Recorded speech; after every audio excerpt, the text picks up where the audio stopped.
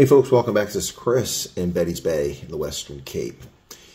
The election results have been announced and things are calm at this hour. Well, I hope so. It's after midnight now, June 3rd. Interesting thing though.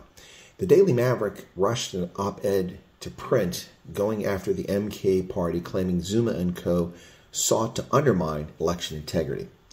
Now, this is what the article said by Mr. Finlay.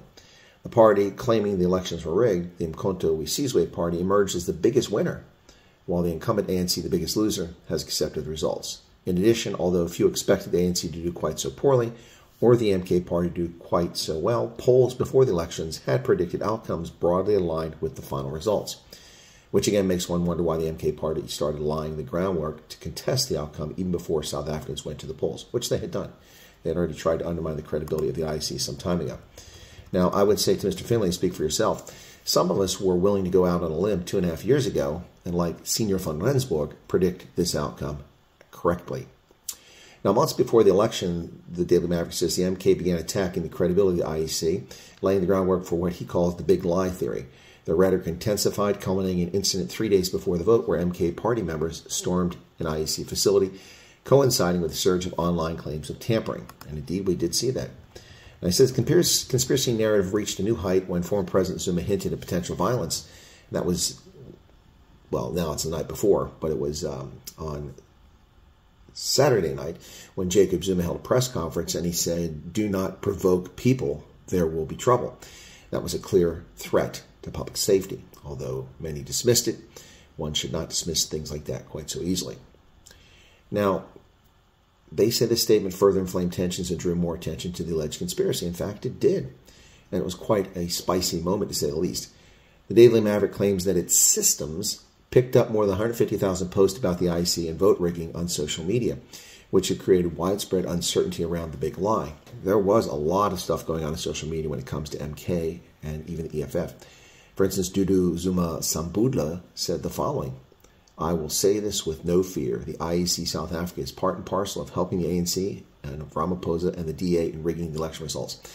Now, where do they get that from? How does the DA even have anything to do with the IEC? They don't. This is just pure fantasy from MK, and Mr. Finley's correct to pull it out and comment on it.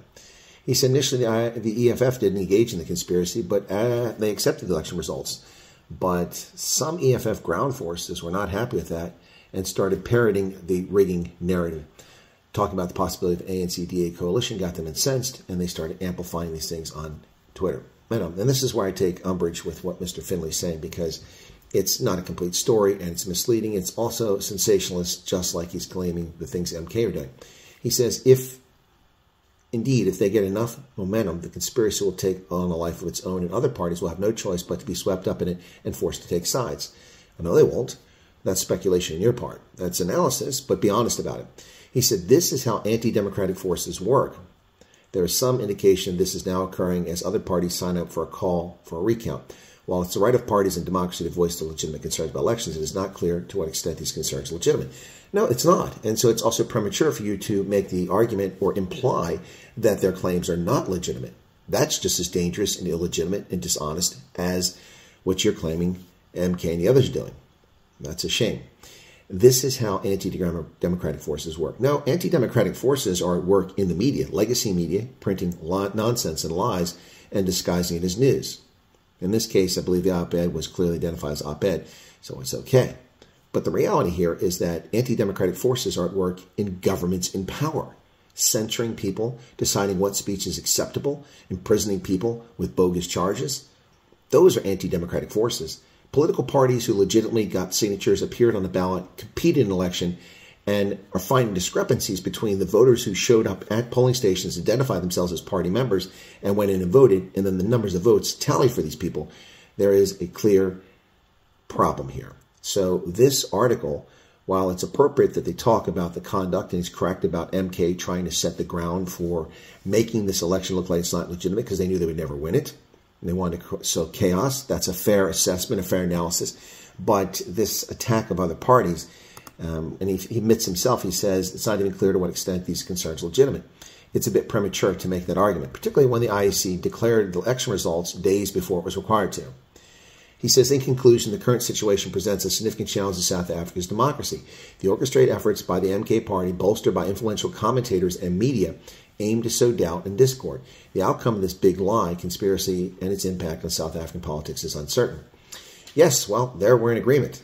The big lie and the big counter lie being spread by legacy media.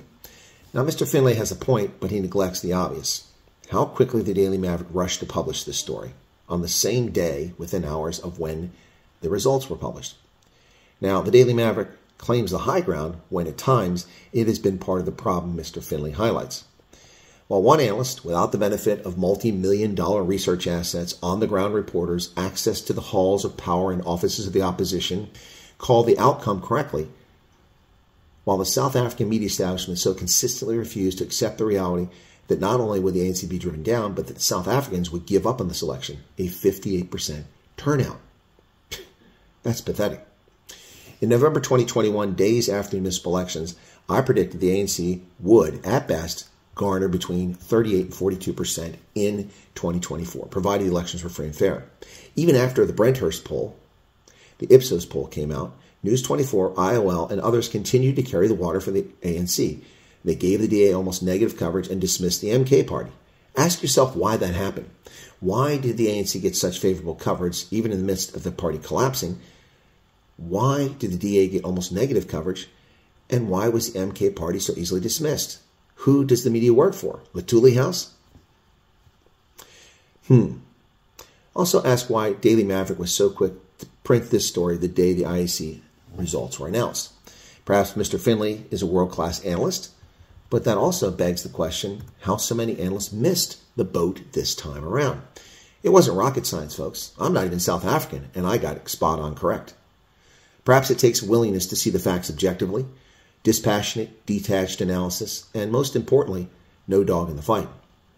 I should add Mr. Finlay gives away his bias without admitting it when he calls Trump and Bolsonaro's election deniers in an effort to bolster his argument.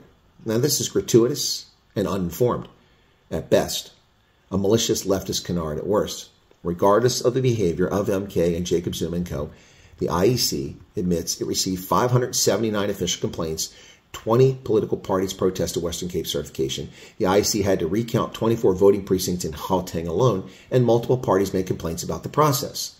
While I've previously personally dealt with IEC arrogance with regard to small parties in South Africa, I have no bone to pick with the IEC and expect that they will run the issues I've mentioned above to ground and be transparent about the outcomes, especially given the attention now on them.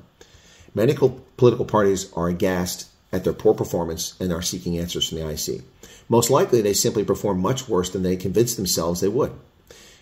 Maybe Bossa and Rise Mzansi come to mind.